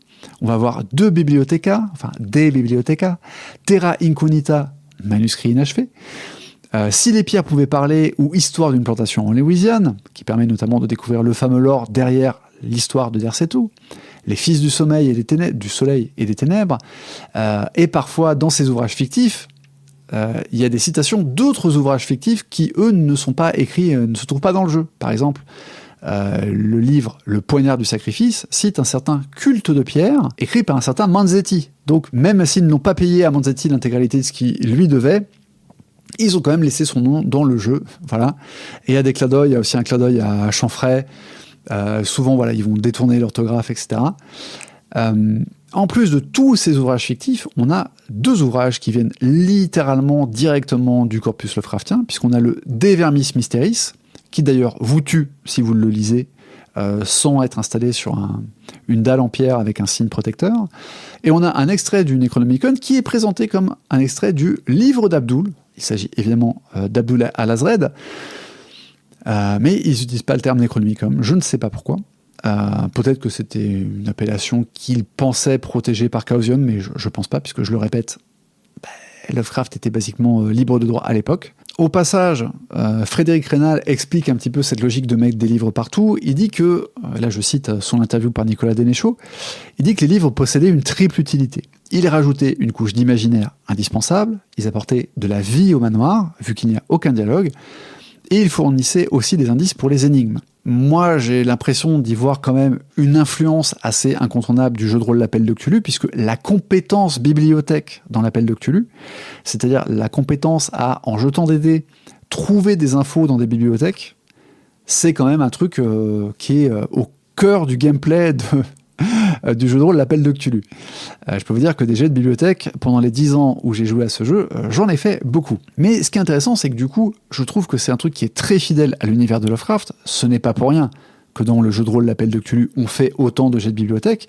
C'est parce que c'est un trope récurrent des œuvres Lovecraftiennes que d'avoir un protagoniste qui va, dans son enquête, tomber sur des écrits, par exemple en allant au journal du coin, regarder les archives, par exemple en allant à la bibliothèque municipale. Il va tomber sur des coupures de presse ou sur des essais écrits par des auteurs ou des journaux intimes. Et on a ce truc récurrent dans l'œuvre de Lovecraft où on va avoir des récits dans le récit. Enfin, clairement, c'était un peu un spécialiste de la mise en abîme, et sachant que ce sont toujours des récits écrits. Ce qui s'explique notamment parce que Lovecraft était un très très gros lecteur, et ce qui donne cette caractéristique de ses œuvres que j'appelle la narration notariale. Pendant longtemps je disais c'est l'écriture notariale, mais en fait c'est plus la narration qui est notariale, puisque que fait un notaire? Il conserve des archives de documents, etc. Donc ça, je trouve que c'est vraiment un très bel hommage et un très bel héritage Lovecraftien qui est bien géré. Bon, après, bien sûr, il y a le lore, puisqu'il y a des livres qui vont citer Cthulhu, Shumnigurat, Arkham, etc. Donc là, on est encore dans le lore, mais on peut citer des noms sans comprendre l'essence, je trouve pas le terme, mais ouais, on va dire la matière Lovecraftienne. On peut faire du name dropping, c'est pas parce qu'on fait du name dropping de Cthulhu que ça fait d'une œuvre une œuvre automatiquement Lovecraftienne. Le Frédéric du montage revient à nouveau pour faire une petite mise au point. Je me rends compte que j'ai oublié quand même plusieurs points assez importants et très intéressants, points qui penchent du côté positif de la balance en termes de est-ce que ce jeu est une bonne adaptation ou plutôt une bonne réappropriation de l'œuvre Lovecraftienne, puisqu'il ne s'agit pas d'adapter une nouvelle précise. Donc, tous ces points sont relatifs en fait au personnage de Jeremy Hartwood. Le premier, c'est tout simplement le fait qu'il s'agisse d'un artiste, parce que le fait que le déclencheur de l'intrigue, ça soit le fait qu'un artiste a mis fin à ses jours, je veux dire, le manoir d'Erceto aurait pu appartenir à un agriculteur, un propriétaire exploitant, un industriel riche, parce que c'est quand même une très grosse maison. Non, le fait que ça soit un peintre qui a mis fin à ses jours nous renvoie à un trope qui est peut-être pas le plus connu, mais qui est quand même assez présent dans l'œuvre de Lovecraft, qui est celui de l'artiste hypersensible, artiste qui parfois a directement accès à un monde, on va dire, parallèle, ou voilà, qui ouvre des portes et des dimensions. Je pense à la magnifique nouvelle La musique d'Eric Zahn. Il y a plusieurs personnages artistes dans l'œuvre de Lovecraft. On peut aussi, là encore, penser à la nouvelle Le modèle de Pickman. Mais le modèle de Pickman n'est pas la nouvelle qui se rapproche le plus du trope que m'évoque ici le personnage de Jeremy Hartwood, qui est celui de l'artiste hypersensible, qui est quand même une figure qu'on retrouve directement dans rien moins que la nouvelle L'Appel de Cthulhu, avec cette idée que les artistes, sous la plume de Lovecraft, ils sont un peu comme des médiums, c'est-à-dire qu'ils ont accès, par leur sensibilité, à des choses qui échappent au commun des mortels. C'est pour ça que dans L'Appel de Cthulhu, vous avez un artiste qui rêve d'une idole et qui va la sculpter en terre glaise le lendemain en se réveillant, alors qu'il n'est pas éduqué sur le culte qui vénère l'idole en question, quoi. Voilà. Cette thématique de l'artiste hypersensible qui fonctionne un petit peu comme un médium, c'est quelque chose de très Lovecraftien, et c'est ce qu'est Jeremy Hartwood.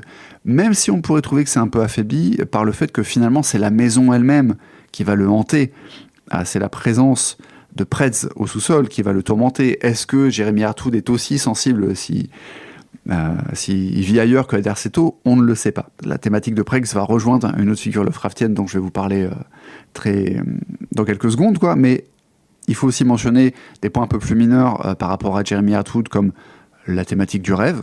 Évidemment, c'est très important dans l'œuvre et dans la vie de Lovecraft, mais là, c'est juste un peu survolé dans le jeu. On nous dit que Jeremy a fait des rêves, il a vu des stèles, etc. Bon, mais c'est juste un peu des visions, c'est pas au cœur de l'œuvre, etc. Il vit pas des folles aventures dans les rêves, comme s'il était dans la quête onirique de Kadat l'inconnu. Là, le troisième point, c'est tout simplement le fait que Jeremy se suicide. On est quand même sur un archétype Lovecraftien du narrateur qui finit mal, ou qui s'apprête à finir mal, que ce soit par le suicide, comme dans Dagon, ou comme dans Le Cauchemar d'Innsmouth, souvent retraduit depuis par L'Ombre sur Innsmouth. Même si Le Cauchemar d'Innsmouth, c'est quand même un titre méga stylé.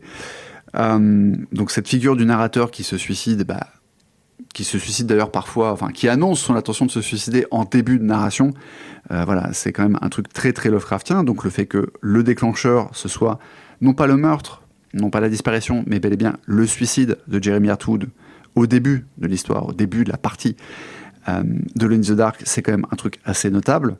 Et enfin, je vous parlais de Pretz, la quatrième thématique particulièrement Lovecraftienne que je voulais rajouter dans ce petit addendum, dans cet erratum, c'est tout simplement la thématique de l'impersonnification. Alors, je ne vais pas spoiler, mais c'est un truc qu'on trouve, par exemple, dans des œuvres un peu mineures, peut-être comme La Chose sur le Seuil, mais aussi dans des œuvres majeures, comme l'affaire Charles Dexter Ward, qui est quand même une des nouvelles les plus connues de Lovecraft, et aussi dans cette grosse masterclass qui est celui qui chuchotait dans Les Ténèbres. Donc tout ça, c'est quand même des thèmes Lovecraftiens qui ont été particulièrement bien intégrés, je trouve, dans le lore et le prétexte de Alone in the Dark. Là où on s'écarte un peu de l'héritage Lovecraftien, c'est le fait que le méchant principal soit un pirate, parce que même s'il y a beaucoup d'histoires maritimes, d'histoires de navires, d'histoires de marins, voire de sous-marins dans les œuvres de Lovecraft, et parfois des histoires de contrebande, mais un contrebandier n'est pas un pirate, hein. Il n'y a pas vraiment de pirate en 1920, dans les années folles, à l'époque où se déroulent les intrigues de Lovecraft. Il n'y a jamais de protagoniste principal qui soit un pirate, etc. Donc je trouve que là, on s'écarte un peu de l'imaginaire Lovecraftien pour aller vers ce truc de swashbuckling. Il y a même, j'ai oublié de le dire, mais il y a même un passage dans le jeu où vous affrontez un pirate au sabre. Ce qui fait un petit peu goofy. C'est d'ailleurs un truc qui est assumé par Frédéric Reynal dans l'interview, hein. Il explique qu'il voulait faire des blagues, mettre des petits poètes quand le personnage tombait sur ses fesses ou quoi, etc. Bon, choses qui n'ont pas fini dans le jeu, heureusement. Mais on a quand même un jumpscare qui ne fait pas du tout peur, mais qui est complètement ridicule. À la fin du jeu, quand vous avez fini le jeu et que vous sortez du manoir d'Erceto, votre personnage donc retraverse le jardin. Au bout du jardin, on retrouve notre fort de thé qui est là, qui nous attendait. Vous montez dedans, et là, la voiture redémarre, et vous apercevez que le pilote, le conducteur, c'est un squelette qui se retourne vers vous et lâche un rire. Autant certains passages du jeu pouvaient faire peur à un adolescent. Moi, j'avais 12-13 ans quand j'ai joué au jeu, et il y a vraiment des passages qui me terrifiaient.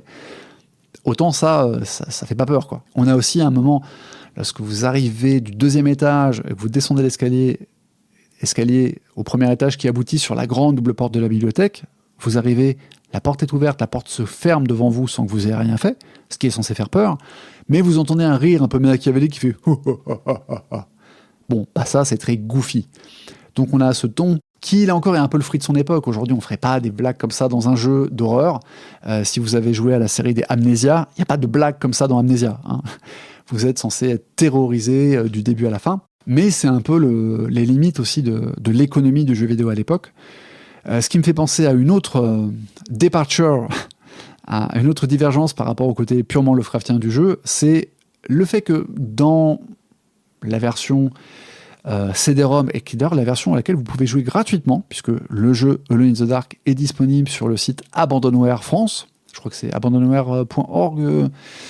Bon, vous cherchez, vous tapez Alone in the Dark Abandonware, vous allez trouver très facilement. Il y a un petit fichier à télécharger et en plus ça vous fait une installation automatique, ça vous lance une DOSBox, bref, c'est très pratique. C'est la version française doublée, donc CD-ROM avec voix, musique, etc. La totale. Et le truc, c'est que chaque fois que vous lisez un livre ou le journal intime de Jérémy Hartwood, hein, les interprétations, on va dire, sont assez divergentes, elles sont assez inégales. Et pourtant, il y a des voix, alors j'ai pas fait la liste des comédiens de doublage, mais il y a vraiment des voix qui sont connues. Il y a des voix de gens qui faisaient du cinéma ou de la télé ou de la pub. Il n'y a pas que des gens du studio, je pense, qui ont fait le doublage. Mais les interprétations sont très variables et à 80%, on est dans le méga cabotinage. Dans le meilleur des cas, en fait, on est dans le cabotinage, et dans le pire des cas, on est dans le surjeu. Genre, vraiment... Et c'est un truc récurrent parce que, là encore, à l'époque, c'était nouveau faire du doublage pour du jeu vidéo. Déjà que, je rappelle que dans les années 80, il y a certains doubleurs français qui ne prenaient pas au sérieux les animés japonais, parce que tu comprends, Hokuto no Ken, c'est un truc de nazi, donc on va faire des blagues sur Montélimar quand on double un truc post-apo qui est par ailleurs extrêmement profond. Si vous connaissez Hokuto no Ken, vous savez que c'est extrêmement profond et qu'il y a un sous-texte chrétien, que même pas un sous-texte en fait. Bref, passons. Donc il ne faut pas s'étonner que certains doubleurs sollicités pour un jeu vidéo aient pris un peu le truc comme un sketch ou par-dessus la jambe. Je n'ai pas fait attention au doublage américain. Je ne sais pas s'il est aussi claqué que le doublage français. They are coming! I have freed hellish forces, and now the price must be paid. Derceto is the prey of evil. The sun has set. They will find my body, but will not have my soul. I hear their footsteps. Some may understand what I have done. May God forgive me. Farewell, Jeremy Hartwood.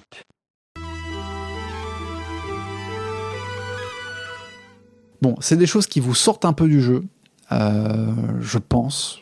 Ça nous fait sortir du côté Lovecraftien, malgré toute la bonne volonté de Frank Manzetti d'une part et de Hubert Chardot sur l'écriture des textes. Du coup, le résultat est mitigé, et pourtant, parce que ça va être l'heure de conclure ce long épisode bonus de Lovecraft Thérapie, et pourtant, la réalité, c'est que même s'il y avait eu quelques adaptations, vraiment dans la partie officielle, il y en avait une avant, qui était The Hound of Shadow, mais c'est un jeu d'aventure textuel, il y a genre juste une dizaine d'écrans dessinés, et c'est du bicolore, vous savez, un peu comme les écrans de Game Boy, sauf que c'est pas du noir et du vert, c'est genre du beige et du noir.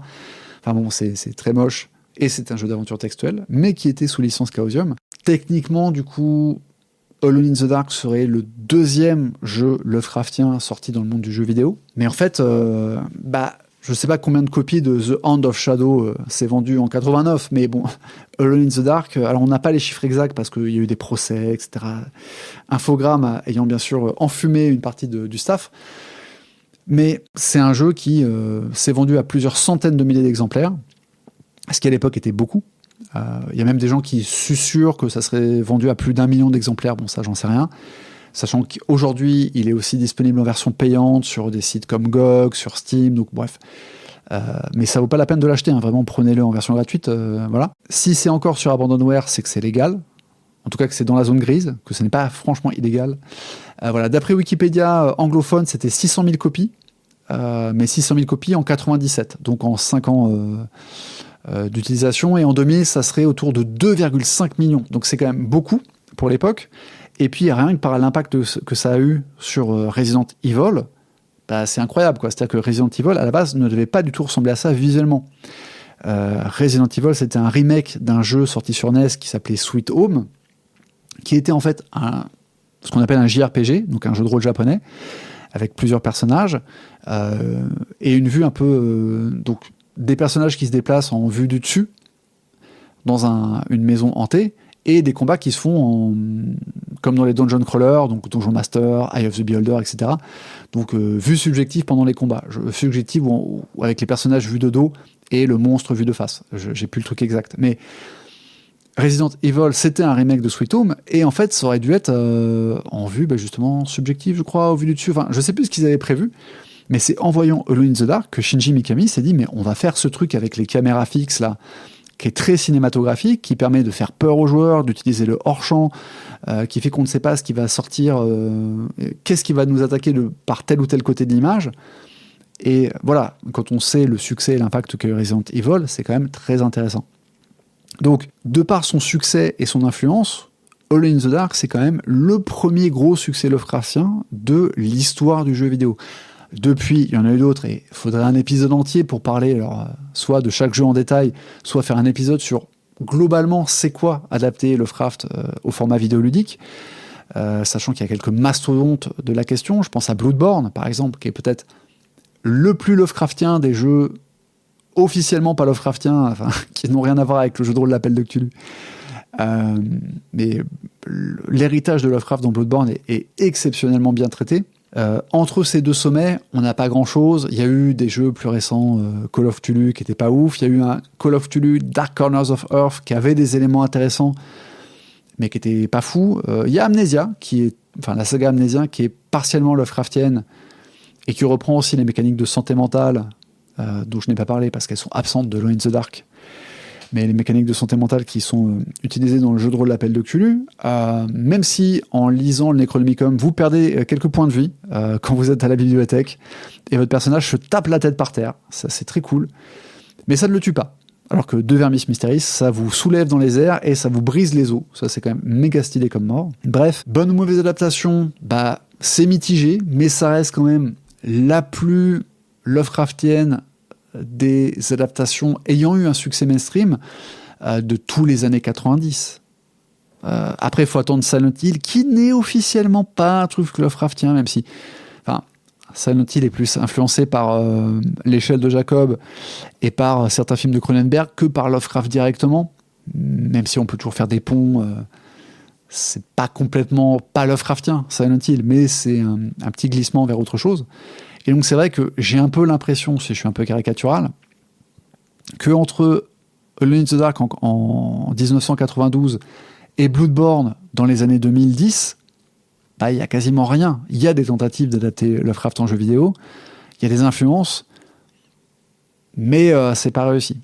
Et d'ailleurs, je trouve que les jeux les plus Lovecraftiens, les plus réussis, sont en général sortis dans les années 2010. Je pense à Darkest Dungeon, je pense à Signalis, je pense à Amnesia aussi. Donc il y a quand même 15 grosses années, au bas mot, où Alone in the Dark est le seul, l'unique, le vrai jeu vidéo qui tente de faire du Lovecraft, avec, comme je l'ai dit, une certaine goofiness, mais avec des vraies réussites. Je l'ai dit, moi j'avais 12-13 ans quand j'ai joué au jeu, et ça me terrorisait. D'ailleurs, je ne l'ai pas fini. Alors, je ne sais pas pourquoi je ne l'ai pas fini à l'époque. Depuis, je me suis rattrapé. Mais voilà. Et on ne se rend pas compte parce que, comme je l'ai dit, le médium n'était pas mature à l'époque. Mais en 92, avoir des voix digitalisées, avoir le bruit des pas sur le plancher qui grince et la petite musique et tout, c'était de la très belle ouvrage.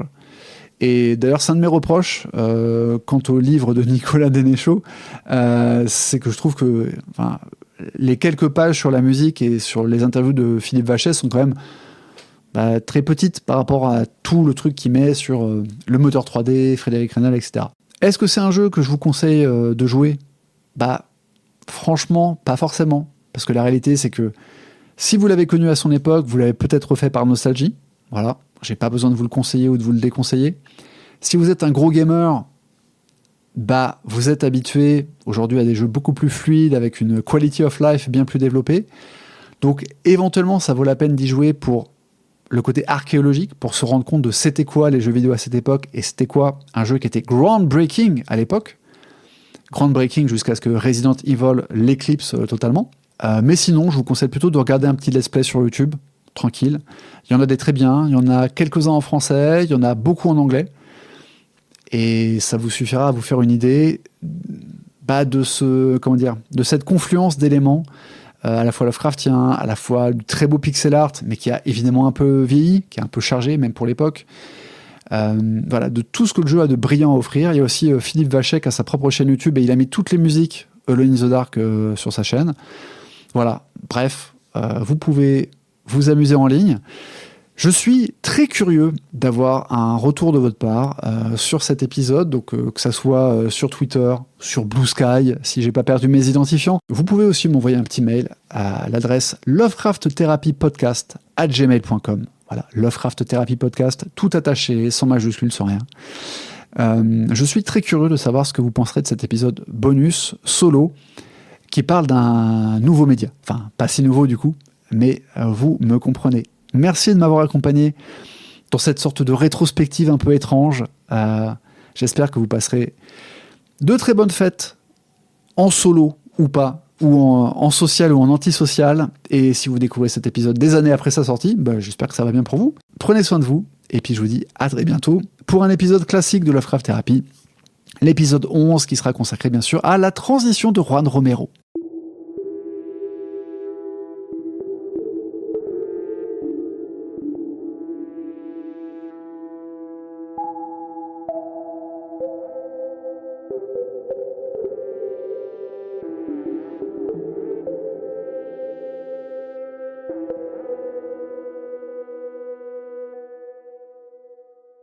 Je ne me cache pas par crainte, mon pouvoir est immense. J'ai vogué sur les 7 mers, mon navire, la Starté, semait la terreur sur tous les continents. Les frères de la côte me firent procès, mais pas plus que les juges gallois en 1620, ils ne purent avoir ma peau. Maintenant, je suis immobile. Damné Yankee. La sorcellerie, le vaudou, le culte de Cthulhu me sont connus. J'ai régné, j'ai imploré les pierres. Seul le chtonien hante les cavernes et me résiste, mais n'ose m'attaquer. J'ai besoin d'un corps vivant pour me régénérer. Les Heartwood m'ont échappé, mais toi qui me lis, tu tomberas en mon pouvoir. Ha